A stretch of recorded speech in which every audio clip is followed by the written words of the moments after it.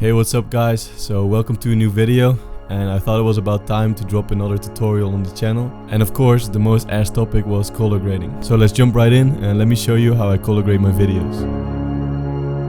I'm slowly drifting to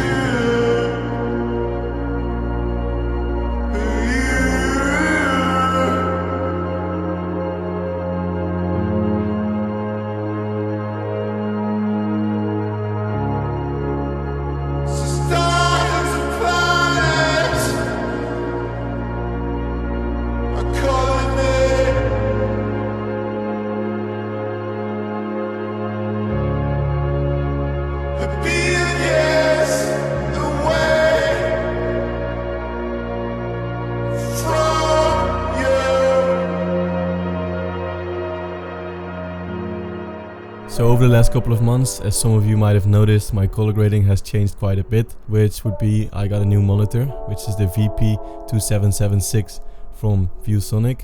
This is a great monitor and it's 100% color accurate, meaning that if you edit on this, it will look exactly the same on phones like iPhone and Samsung, as those are 100% accurate as well. Before, I used my laptop screen and I had to play around a lot before I got the colors right. So when I would transfer from my laptop to the phone, it would just look different, and then getting it right was just such a long process. Besides that, the VP2776 has flawless color reproduction with Delta E2 color accuracy, meaning it's nearly indistinguishable by the naked eye, resulting in a very precise look for your videos.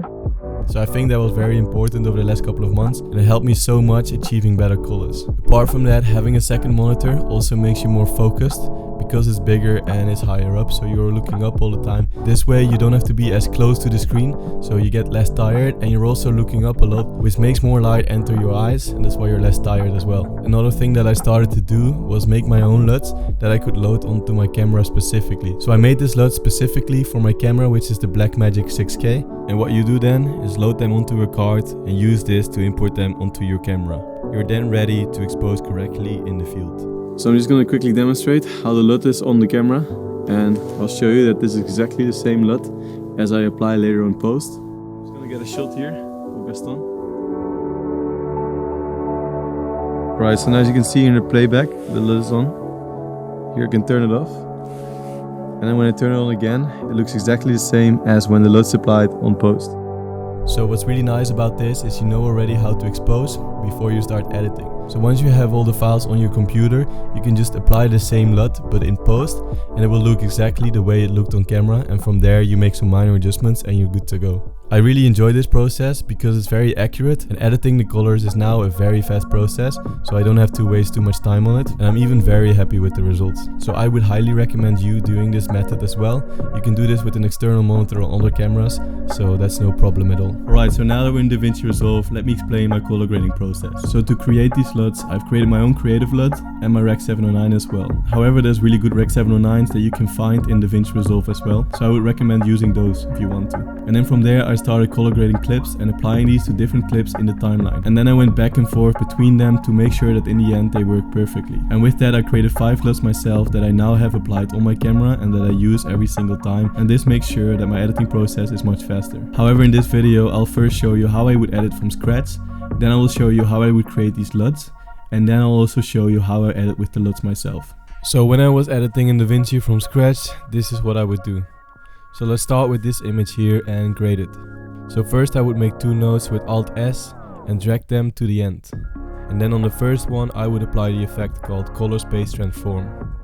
I would then go to the input gamma and put it on Blackmagic Design Film Generation 5. And for the output gamma I would use Cineon Film Log, for example. You can use other output gammas as well. However, I remember that this is what I used for mine. I then went to the last tab, which is where I apply the creative LUT. This is the LUT that I made for my footage as a starting point. So let's apply that now too. Obviously, this is not the final LUT that you want to be using, but these are necessary first creative adjustments that I also made after some time. I would then go to the first node and change all the primary settings. If the white balance is off, I would change this here too, but in this image it looks fine, so let's start with the curve to get a contrast that we like. For this I make a slight S-curve normally to add punch to the image, which is something that I like on my videos. As you can see, that already looks better and adds a lot of life to it. By the way, you can also name all the nodes for clarity. Let's name this one Colorsppace, this one Lut, and let's name this one Primaries. And now let's create a new node for the saturation. Let's go to the wheels and turn up the saturation of all three colors, red, green and blue, so the RGB colors.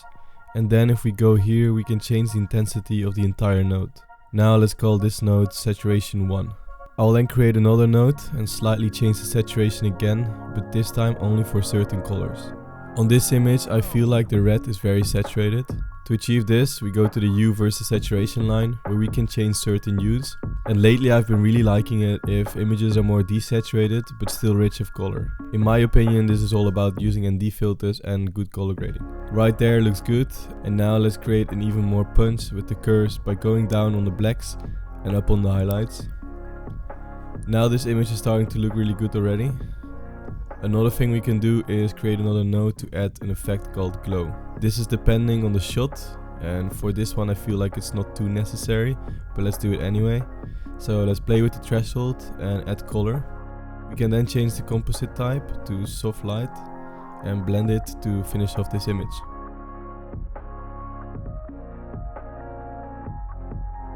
With the glow you can also have the threshold all the way to the left, which I do sometimes, and this will make sure it only applies to the highlights. But that's it for this image, and I think it turned out pretty well. And now what we're gonna do is we're gonna take these adjustments, apply it to another clip in the timeline and see how it works out, change a couple of things, go back, and then we go in between.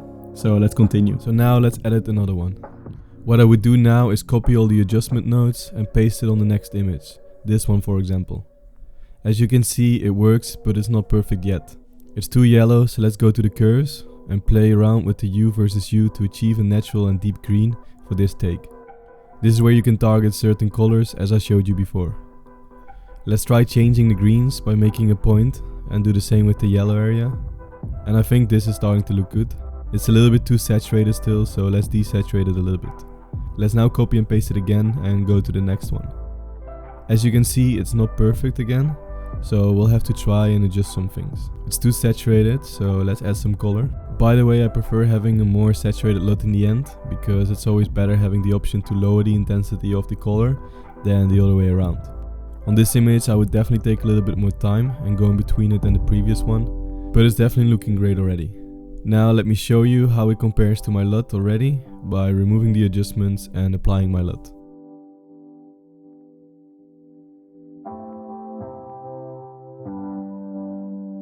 And now that this one is done, let's copy these adjustments and apply it to the next one. Remember that we shot this on Gaston his camera with his LUT, so I'm sure it's just exposed differently and maybe the white balance is off. So let's start with the curves.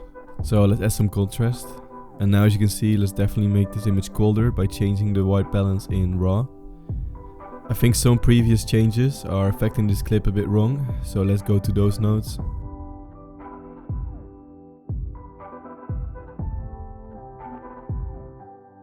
And that's starting to look a lot better. Now let's change the hues a bit. So this is making a big difference already. And now let's desaturate the blues and greens.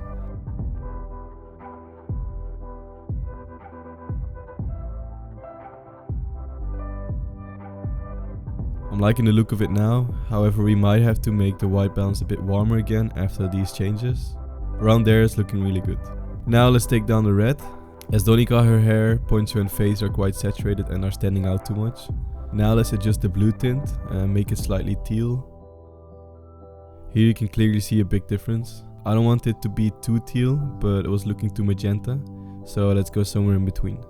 This looks good, and lastly maybe we can change the green a little bit. So you could say that this image is edited from scratch, as we edited this from the adjustments from another one that we did edit from scratch. So basically we started from zero. However, we changed a couple of things in between and it's starting to look a little bit better. So we've now already cleared all the nodes, and let's see how the LUTs apply to this one. We can actually now also see if it was actually underexposed and too warm. I think it is, so let's make some changes on the curves. So let's add some exposure. The color temperature probably should have been a bit more like this if my LUT was on the camera. So let's turn that down. Now let's continue playing with the curves to make the contrast look good. And that's looking really nice. Something like this would be a great starting point. The only thing that would be left is to apply some vignetting with the circular mask. And I would also desaturate the blue a bit. But apart from that, I think this image turned out great. So now let's edit one last one with my LUT.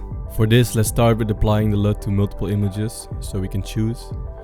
As you can see, after a lot of trial and error, it's definitely possible to create a LUT that works for all clips.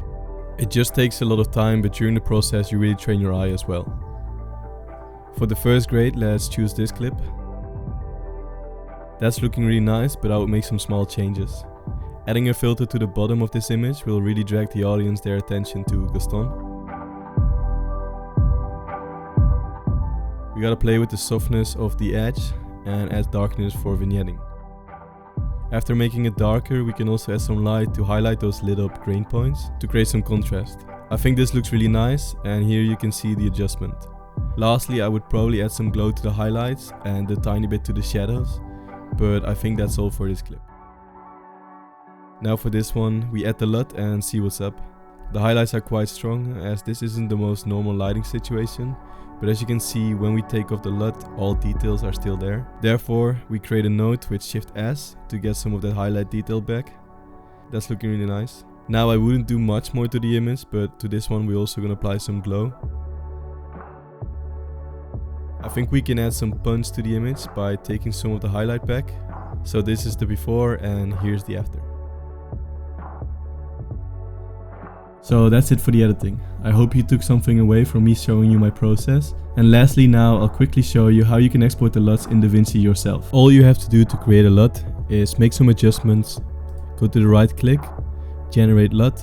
You choose the 33-point cube for Premiere or other programs, and you can use the 65-point cube for Davinci Resolve. And that's it, you just save it somewhere and you're done. If you want to know how to load the LUTs into Davinci and Premiere, you can check out a tutorial I've made on my website. There's also many more tutorials for you if you like. You can visit this through the link in my description. Also, if you're interested in chatting with like-minded filmmaker or even meeting up with them, you can check out my new platform called Filmspace. It's a community platform on my website, especially made for filmmakers, and it's completely free. So feel free to sign up through the link in my description. And lastly, if you want access to my Blackmagic LUTs, they're also available on my website. But now I'll leave you with some speed grades to finish this video.